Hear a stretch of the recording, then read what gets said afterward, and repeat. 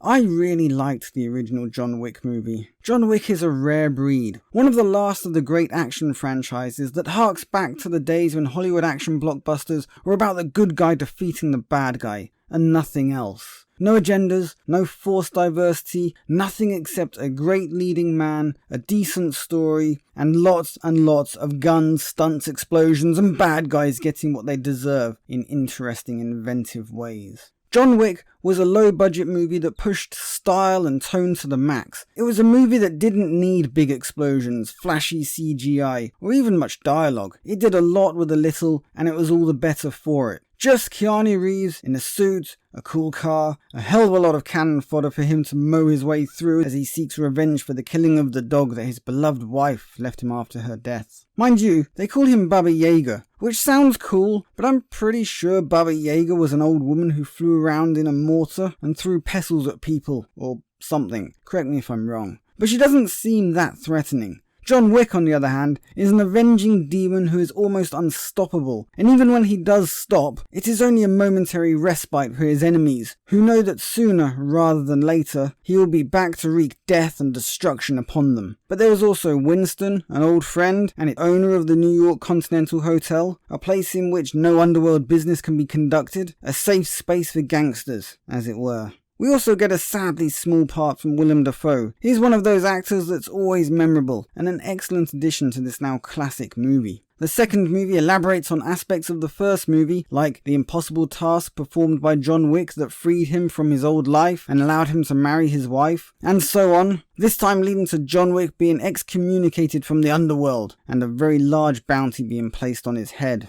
The third movie jumps the shark somewhat, and really leans into the kind of mysticism aspect of the underworld and the high table, but that said, it's still an enjoyable watch, just a bit less so than its counterparts. And so we come to John Wick 4. Now I enjoyed John Wick because it was stylish, it was brutal, it had a simple story, and it told it brilliantly. John Wick 4 is something of a return to that original movie feeling. There is still a fair amount of the mumbo-jumbo, and in this movie John is seeking to destroy the high table and reclaim his life and liberty. And if that means he has to kill everyone, then he's going to kill everyone. At least everyone in the underworld, that is. I'm sure even John Wick would get tired after having to pull the trigger 8 billion times. He would probably get a callus on his pointy finger. John is targeted by an ambitious French guy who's been appointed to deal with the situation by the high table. The French guy decides that what he needs to defeat John Wick and end his murderous rampage is a blind Japanese swordsman. This trope seems somewhat familiar.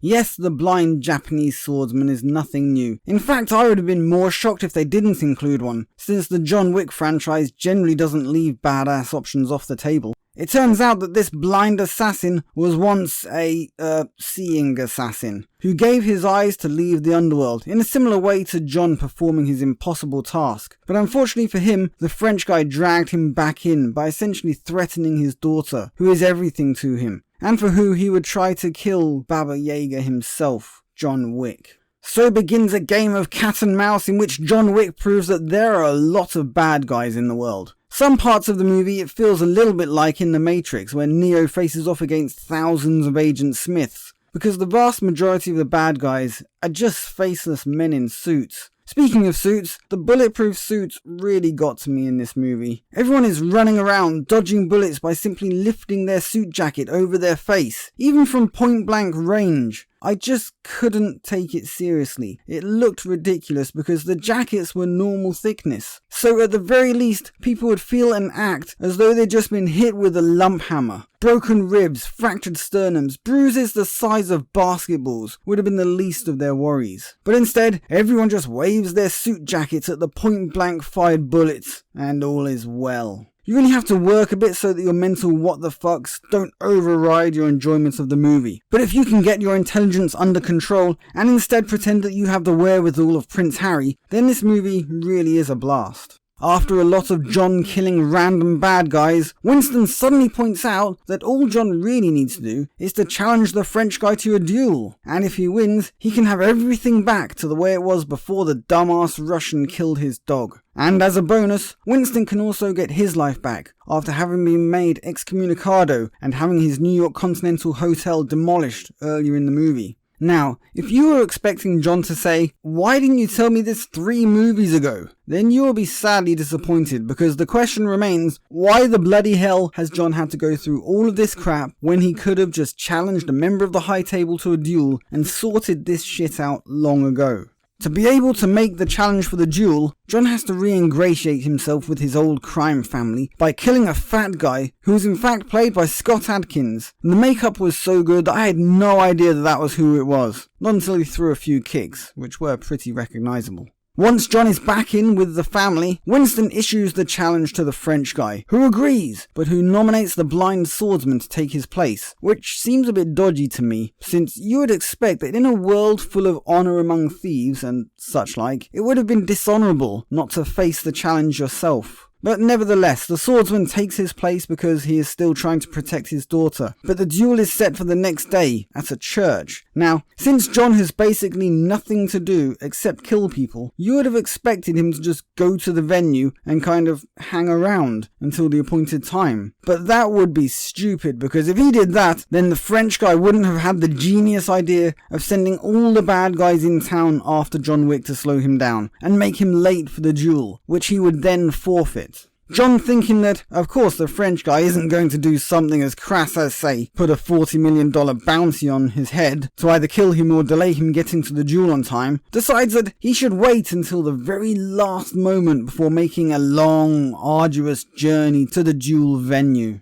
I know it's a movie, but details like this are just silly. They really should have come up with a good reason as to why John ended up so far away from the church. It just didn't make any sense. But anyway, John fights off a vast number of bad guys at various locations, one of which is the Arc de Triomphe, where there is a massive shootout in the middle of a very busy traffic, and nobody seems to notice. No one calls the cops, no one screams and drives off, nobody does anything except get on with their day. Either French people are now so used to violent criminals and protest and things being set on fire and terrorists shooting the place up that they no longer notice the odd mid-traffic gunfight, or the director kind of jumped the shark a little. But either way, it is still a cool scene. There's also another cool scene where John is fighting his way through a large house and the camera looks down on the scene and we get what appears to be a long single take of action. That was pretty impressive, even by today's standards. To make John Wick's life just a little harder is a character known as Mr. Nobody, who seems to be able to find John Wick, no matter where he goes, with the help of his dog. Dogs are hugely important to this franchise, since it wouldn't even exist if it wasn't for the heartbreaking death of a cute little beagle puppy in the first movie. In fact, at one point in the movie, Keanu is left with the decision of whether to protect himself or the dog, and he chooses the dog, an action which ingratiates him with Mr. Nobody, who seems to end up reconsidering his actions. The movie culminates at a staircase leading to the church, which John has 5 minutes to fight his way to the top of, through a final group of bad guys who seem to not realise that about 500 of their buddies have tried and failed to beat John Wick. At this point, they would have had an easier time trying to hold back the tides than John Wick. If they're really feeling that lucky, they should have played the lottery. 1 in 100 million odds seems a fairer bet than killing John Wick. In fact, you'd have thought that someone would have been on the phone going, "It's not worth it, mate. The dude is a tank. If you value your ass, I'd call it a day. Maybe get a pizza delivery job instead. At least then all you have to worry about is giant mutant turtles." Now I wonder if you can guess what happens when John makes it up the stairs. Yes, he gets knocked all the way back down again. Somehow he manages to roll down like 30 flights of stairs that aren't really steep, they're kind of extended out a bit. It's like, yeah, that was an especially good bit of falling to actually manage to get all the way to the bottom. Quite astonishingly done, like the Slinky in Ace Ventura 2. It's gonna be some kind of a record! Mind you, that did stop one step from the bottom, whereas Keanu managed to get all the way to the bottom. So, Keanu beats the Slinky. Well done him. Congratulations, I'm sure there's some sort of reward in the post. But that is as far as my explanation of this movie is going to go, because it is actually worth a watch if you're a fan of action movies. And if you're not, then why the bloody hell did you watch this far into the review? Anyway, John Wick 4 is a nice return to form, and while there are some pretty annoying little issues, it is a fun watch, and doesn't feel anything like as long as it actually is. The acting is all pretty good. Keanu plays John Wick the way he always has. Lovejoy, I mean Ian McShane, is as usual great to watch, although I did notice that his body appears to be shrinking more and more each time I see him, which makes him look more and more like a bobblehead every day. I kind of just want to put him on a dashboard and drive a few hundred miles. Playing a Zatoichi-like blind swordsman is second nature to Donnie Yen, who is a great actor and a fantastic martial artist. He is perfectly cast in this movie, and a joy to watch throughout. There is even an end credit scene that teases a possible follow-up appearance, if there is another sequel. And when you are making money, which, let's face it, isn't a common activity in Hollywood since they started prizing virtue signalling over talent and customers, I also thought that the French guy played by Bill Skarsgård was a fitting bad guy, and he did a pretty good job of acting like, well, a French guy, so well done him. On the whole, this is a pretty good movie. It isn't perfect, and it does begin to feel very repetitive after the 300th bad guy gets taken out in much the same way that the third bad guy gets taken out, but I can forgive almost anything at this point because this is what we've got. This isn't the 80s when action heroes grew on trees, when one month you could walk into the cinema and watch Sylvester Stallone make peace with Russia using his fists in Rocky IV. Apparently violence can be the answer. And the next month, the Arnold Schwarzenegger saved a prepubescent Alyssa Milano from a guy dressed for bondage night at a gay bar in Commando. And then even the next month, you're watching Michael Douglas suddenly become Indiana Jones in Jewel of the Nile, which is nowhere near as good as Romancing the Stone, but hey, at least it isn't Terminator Woke Fate, or a garbage rehash of an ancient detective series starring only girls who have developed a superhuman form of misandry. And then to top it off the next month, you'd have been able to go watch The Hitcher and see Rutger Hauer at his menacing best.